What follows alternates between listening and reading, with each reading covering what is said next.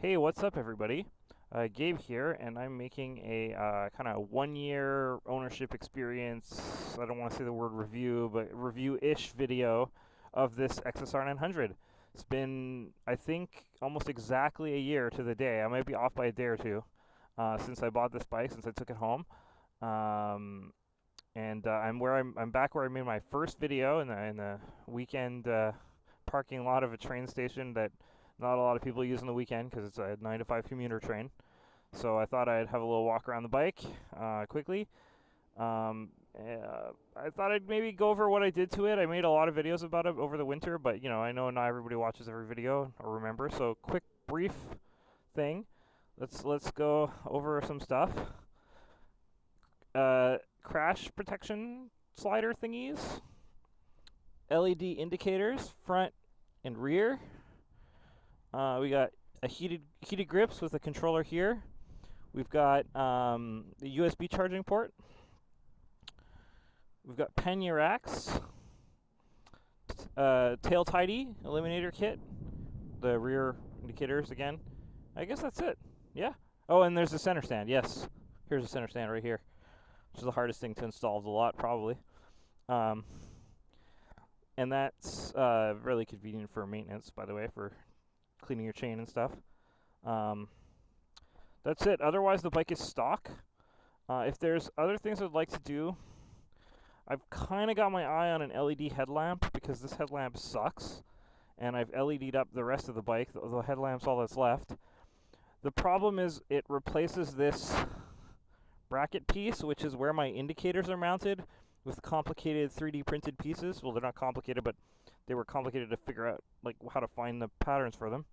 So if all this hardware has to come off, I gotta find a new way to mount the indicators, which I'm not super looking forward to. But that may be an option. Also, I've been riding the bike, so it's dirty. There's a lot of dead bugs. Quick look on the other side. I mean, there's not much different here that you haven't seen. This part's pretty stock. We've got the, again, you can see the crash protection, the pannier racks and whatnot. And that's kind of it. So let's take it for a ride and talk about what it's been like to own it for a year. I just got to remember to take that thing off the plate, which is to save me editing annoyance later.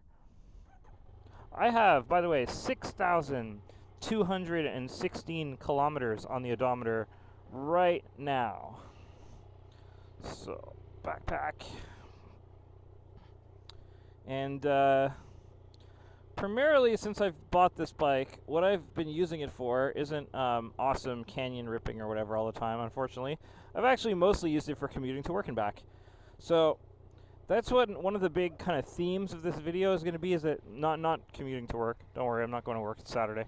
No, but it's going to be that what I've really found this bike to be after owning it for a year, and I don't know exactly what I expected, if I expected it more to be on one end of the spectrum or another or something, but what I found it to be is that it is an amazing jack of all trades and master of none. But it's, well, it might not be the master of anything. It's like so close in so many things that it's so good that it doesn't, you don't feel the need for it to be the master, because you know that you would just be compromising something else. So, I mean, this bike can keep up with real performance machines. It's not as fast as a super bike or focused as one of those. It might have more horsepower than my old 600 did, but it's not as focused as that bike was. And I'm sure a capable rider on a racetrack is going to do a lot better on that 600RR than they would on this thing, for a bunch of reasons. The chassis geometry, a bunch of stuff like that. I think that bike is still better if you're going to be setting lap times. I did long distance touring on this bike. I did 2,000 of those 6,000 something kilometers, going from Montreal to the Gaspésie Peninsula, all around the peninsula and back last year. And I did it on a basically sport naked bike, and it was fine. I have pannier racks. I can't carry a ton of luggage, but it got enough. I had to strap camping gear directly to the back seat, but it was enough. It was enough to camp. It was enough to bring all my stuff and get me there and back. So really can't say anything bad there. And like I mentioned, I've been mostly using the bike to commute to work, and it does that great. Sure, it's a little rough, you know. There, I just went over some bumpy crap. The rear end is a little stiff. The bike's a little stiff. It's a little sporty. You know, it might not be as aggressive or stiff as, say, that 600RR or something like that, but it's close. So it's not the perfect commuting bike, and if all you ever wanted to do is commute and nothing else, there's probably better options out there. Imagine using your indicators. So, like, it's making compromises. It is not the master of anything. It's the master of none, right? It can tour, it can commute, it can be sporty. It's not the best bike at any of those single things, but it does all of them really competently. So, like, it's great. I mean, I do all of those things. No, I don't go to the track, but I ride in a sporty manner, in like mountain roads and stuff sometimes, and I really appreciate the performance there. I don't tour all the time, obviously. I toured for like a week last year. This year, I won't be doing it on this bike. I'll be doing the backcountry discovery route on my CRF instead. So, more off-road focused riding. That's one thing this bike isn't good at, maybe the only thing. It's not ever going to be a good off-road riding machine. That's okay. I'm not looking for it to be. And like I said, commuting, I do lots of it. It's not perfect, but let's talk a little bit about commuting, because that is the thing I've done the most. The upsides for commuting are that the super tractable engine, it's gonna give you power wherever you want it in the power band, so you can take off from a light, you can ripping past somebody on a highway, you can do whatever. It's fine. The engine will do what you want it to do. It doesn't matter really what gear you're in. It doesn't matter what RPM you're at. It's gonna work. That's really cool, because I would say most bikes, especially that don't have giant displacements or giant price tags, either are like the 600RR, where the vast majority of the power band is in the upper rev ranges, right? The bike is made to be run at high RPM. It's designed for that. For sure, the rumors of its demise are greatly exaggerated, in the sense that, not the bike being dead, I mean in the sense that the way people talk about that power band is like it's an on-off switch. Like, the bike is like a bicycle until you reach 10,000 RPM, and then it's a rocket ship. It's not like that. It's more linear than that, and it's not totally gutless at low RPM. It's just not the difference between high and low is very, very big. Whereas this bike, the difference between high and low RPM is, I'm not even getting to high RPM there. It's more linear. It's more progressive. Like, 6,000 RPM feels more intense than 4, and 8 feels more intense than 6, but there's no like moment where the curve becomes a straight line up. It continues to kind of grow in a kind of predictable way. That's good for commuting, because I guess you want some predictability. You want to be able to go fast and pass stuff, but you want to get off the line too, so you don't need to always be at high RPM. It works out really well. The other kind of bike I've had is the kind that just drops off at high RPM, so the opposite of the sport bike. So you got lots of power down low, it goes right off the line, it's great, and then you hit 5,000 and it runs out of gas completely. It's got nothing left.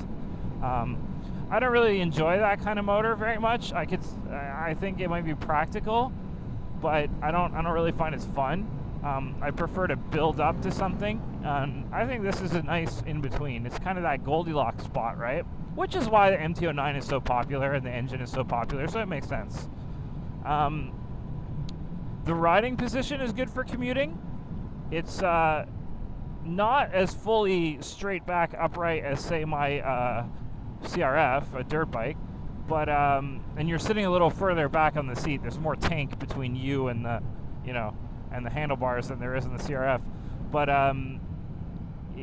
regardless of that, I think I took a wrong turn somewhere. I wasn't expecting to come here. Oh, it's fine. It doesn't matter. Regardless of that, the bike. Let's hit that high RPM again. See, I did that because it's fun, but I also did that because I was thinking about the riding positions, and it's a nice neutral riding position, but when you pick up the pace a little bit, I do find that I would like to be a little bit more leaned forward, my feet a little back, my butt a little back, my hands a little lower, just a little bit. I'm not asking for an R6 seating position here. I'm saying a little bit more control, a little bit more weight over the front of the bike. But as a commuter, you don't need that, and the riding position you have is fine. You get to see around you very well. A lot of people complain about sport bike riding positions because it's uncomfortable. I also think a lot of people spend all their time on the internet complaining and are really out of shape. And I say this as somebody, who works at a desk and is out of shape. But I didn't find my sport bike was that awfully uncomfortable, especially when you're talking about the timeline of a commute. The problem with it for commuting and its riding position wasn't discomfort. It was that you're down here and you have to crane your neck up to look around all the time.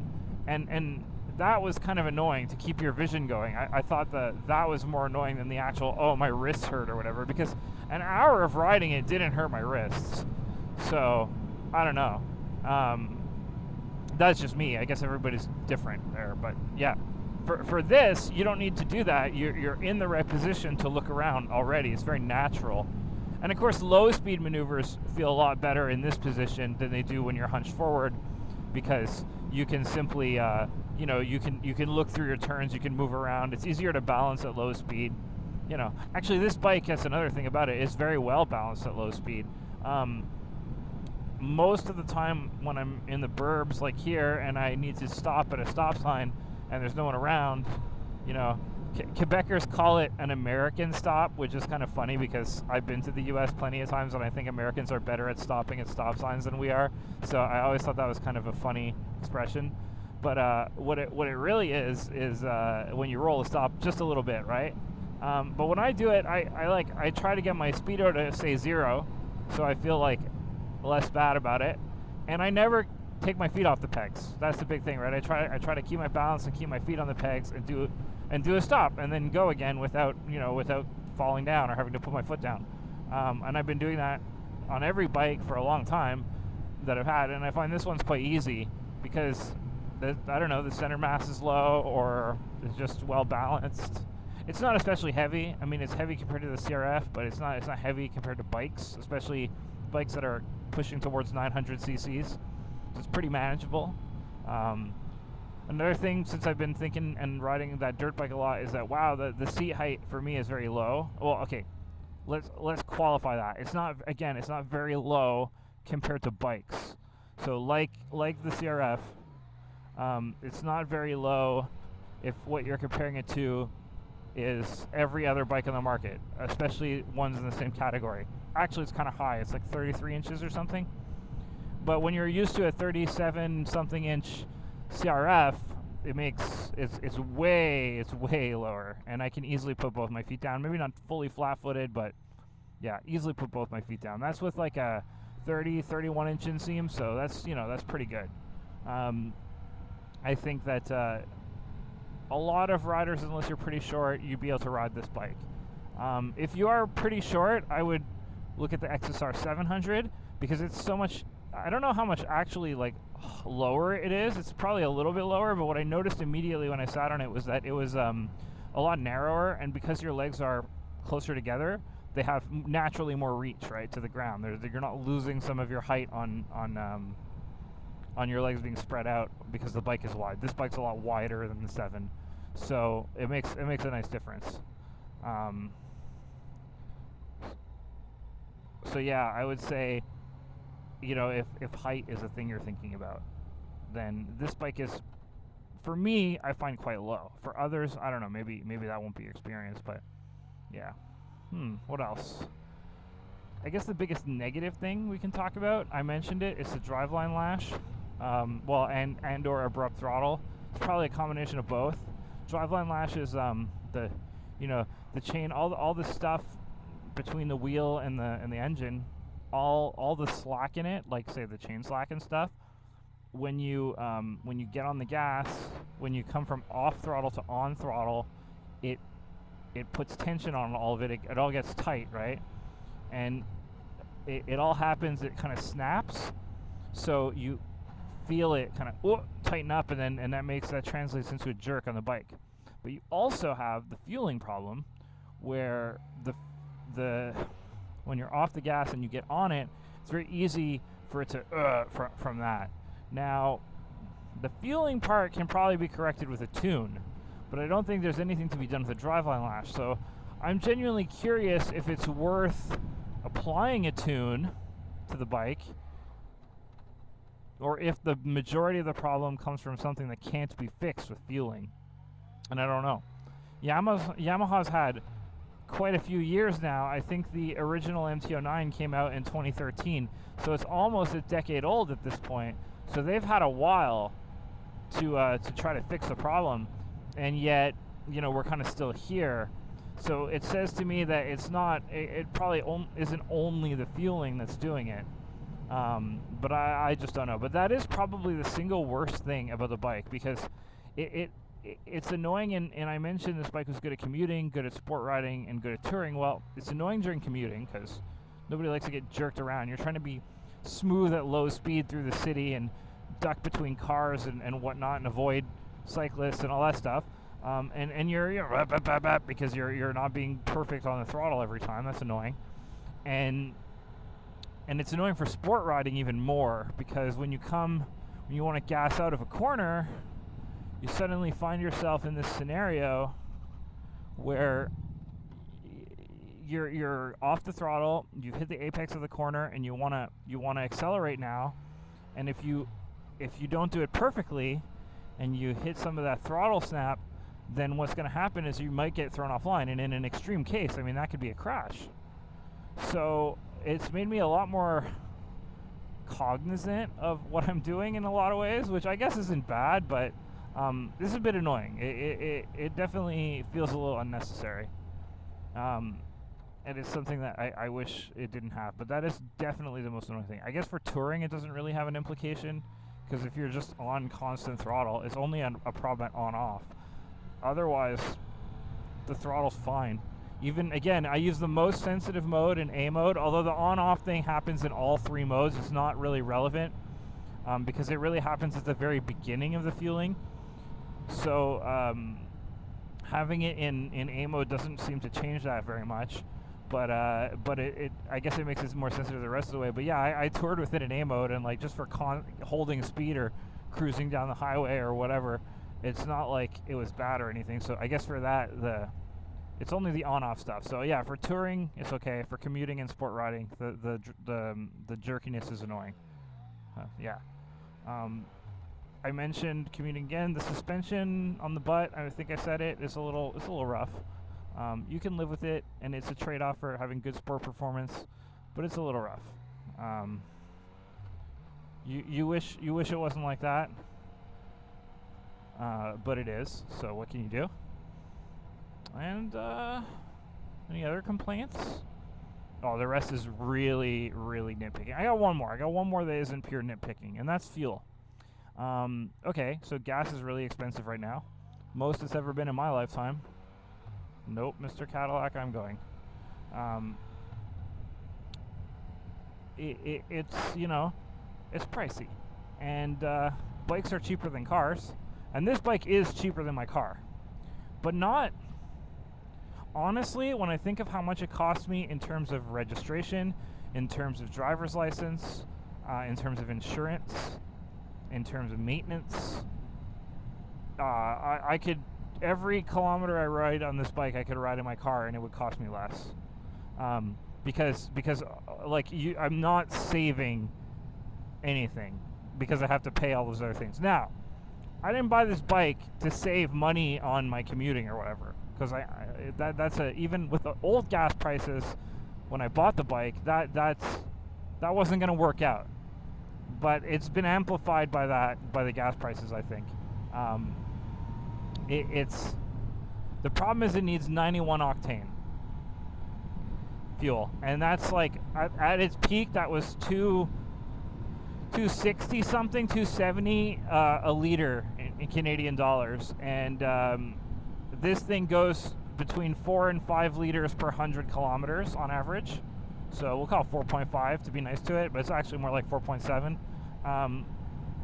My car does between 7 and 8, so again we'll call it 7.5. And the thing is, the car needs 87 octane, which at its peak was 226 a liter. So yes, the bike is more efficient. And from an eco point of view, the octane doesn't matter. You're burning less gas, you're making emissions, so I can feel good about that every time I take it. But from a cost point of view, you're saving, but man, it's close. Because as the gas price grew, the gap between, I noticed the gap between regular and premium gas also, it grew more, you know, so the difference became worse and worse. And yeah, I really found that it was pretty nasty for that. So yeah, this isn't a bike you get to save a lot of money on gas. You're not going to. And like I said, when you factor in what I pay every year for insurance, registration, maintenance, and having the motorcycle class on my driver's license, I'm so far under what I would be if I just had the car that it's comical. But again, I didn't buy a bike to save money. I bought a bike to ride a bike. So like, you know, it's fine. You hear a lot of people talk about that, but I'm complaining about it because I do use it as a commuter, and it would be awesome if it used less gas or could work on 87 gas, or at least, and this one doesn't have anything to do with money, but could it hold more gas? Because it doesn't have good range. It holds 14 liters and you know, 220 something kilometers, and you're done. You're out of gas. You got to fill up again. It's annoying. It's not the end of the world, but it's annoying. If it held more, you know, that would be a bit more fun. Yeah. So that's my gas thing. I understand why, by the way, I can't use 87. I understand how compression works. I get it. It makes sense. But it does mean, you know, it costs more now. Knock on wood, gas prices have been coming back down a little bit. I just saw a 183 this morning, and before this last crazy spike over these last months, the highest I'd ever seen before was like a 160 something. So we're getting closer and closer back to that like previous peak, which still sucks, but like, you know, it's a lot better than 220 something, right? So yeah. Maybe that's progress. We'll see. What else about this bike can I talk about? I would buy it again.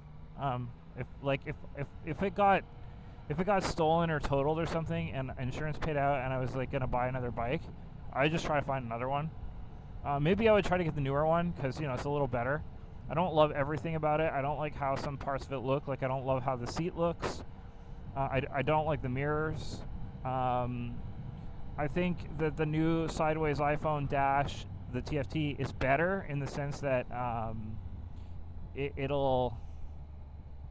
Huh. Should I go towards Montreal? Sorry, I'm a little distracted. I'm not sure. I don't know, I guess we'll go this way. We'll see what happens here. Yeah, the new sideways iPhone dash is better in the sense that it's gonna have a lot more data and interest. This thing, it's cool looking, but it doesn't show enough information at any given time. Right now I have the clock. I can't put the trip, I can't put the temperature, I can't put the fuel economy because I have the clock on, and I'd have to switch it off. I'd have to switch it to change it. After that KTM, I got a little spoiled by having all that data on the screen at once, for sure. So, you know, this one feels more primitive, and the modern TFT on the new bike goes back to having all the data at once. So, you know. Also, this one's too bright at nighttime, and it's distracting, even when you put it on the lowest brightness. But I will say it's very easy to read during the day, even on the lowest brightness. So, it's, you know, it's what it is. Yeah, I mentioned that I would consider replacing the headlight, I think.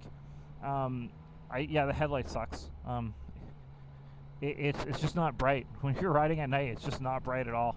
You can barely see, and I tried adjusting it a little bit, but it's not where it's pointed. It's just not bright.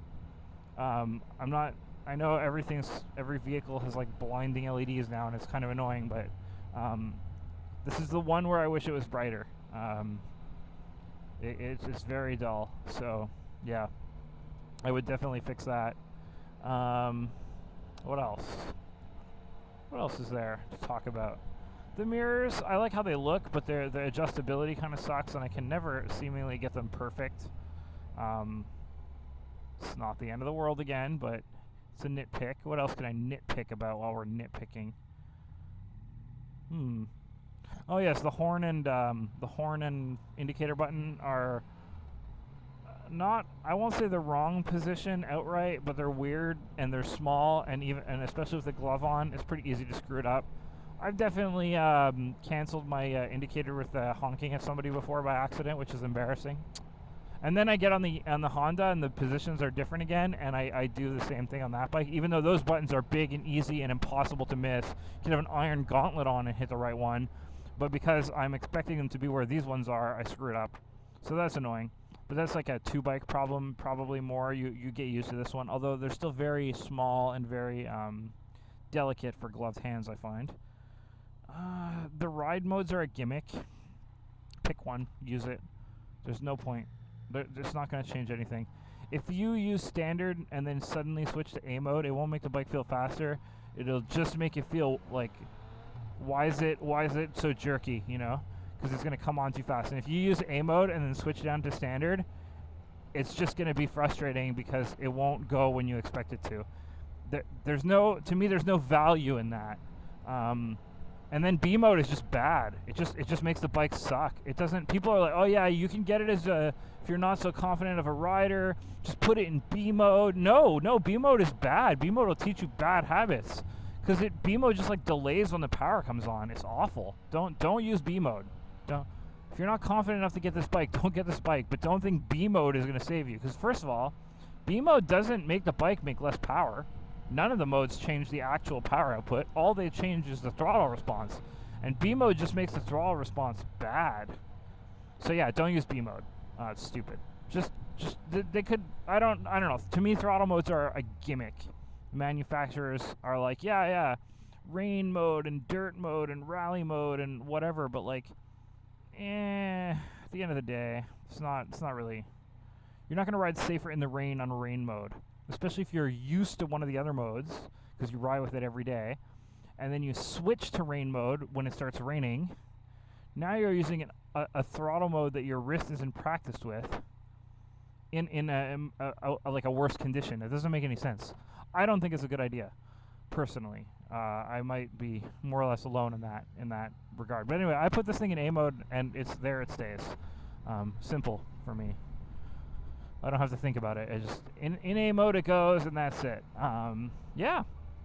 So I would buy the bike again if something happened. That's what I would do. I wouldn't go look for another bike. I do like that Z900 RS. I do like that a lot. And if this bike got stolen or something, and I couldn't find a replacement XSR900, but I could find a Z900 RS, then I would probably get that. But otherwise, I would just get another XSR900. I really like this bike. Yeah.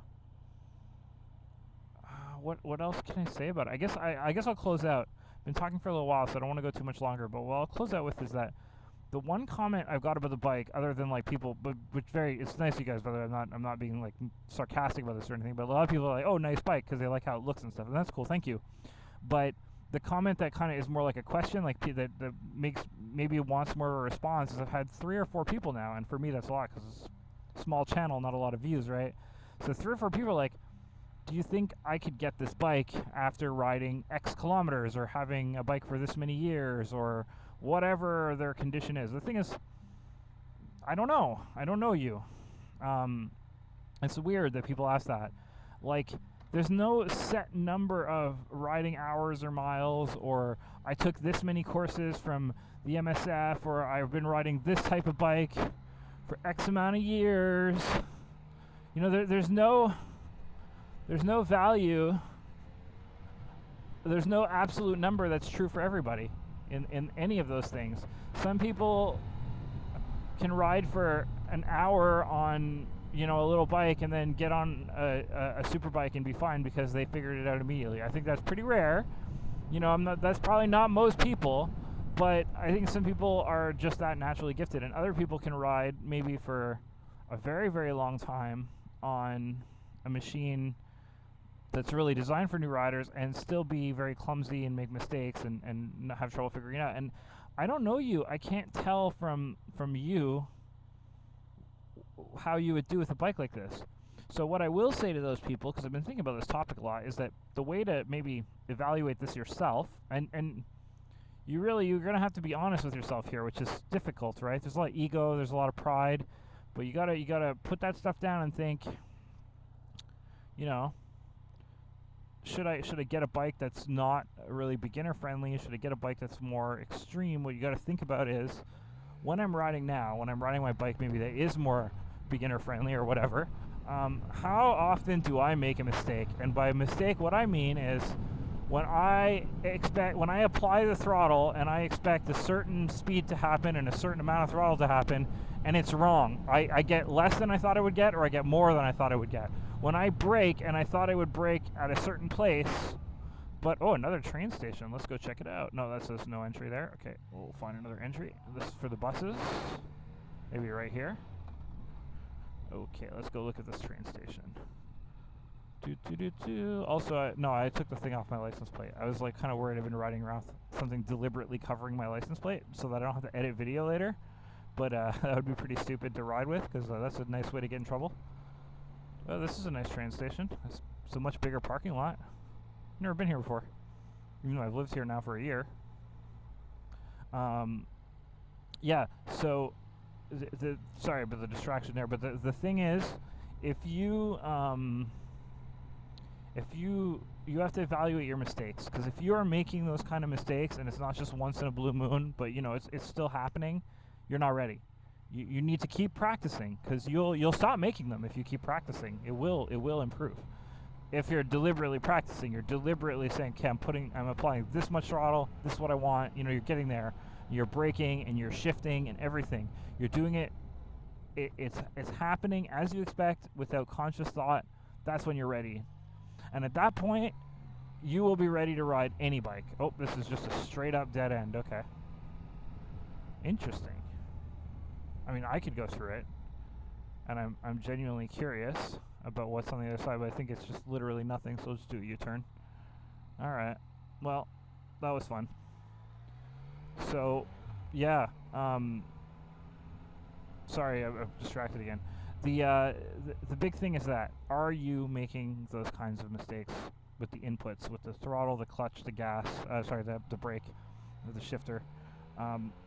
You have to keep riding until you don't, until you're very comfortable, so you're doing all those things naturally, and at that point, there's no bike that's going to be too much.